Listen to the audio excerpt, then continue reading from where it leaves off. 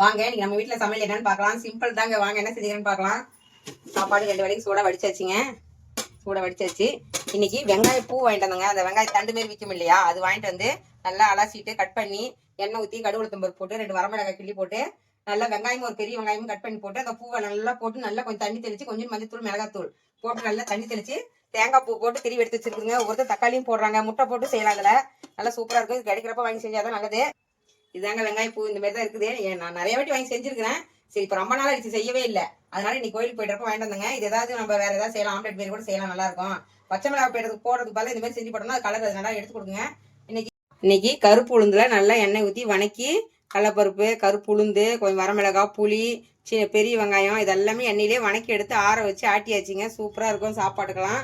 தயிர் பசும்பாட்டு பால் வாங்கிட்டு வந்து தயிர் போட்டு வச்சுருக்குதுங்க நம்ம வீட்டில். இன்னைக்கு காலையிலையும் மதியானத்துக்கு இதுதாங்க. வாங்க சாப்பிடலாம். பாய்.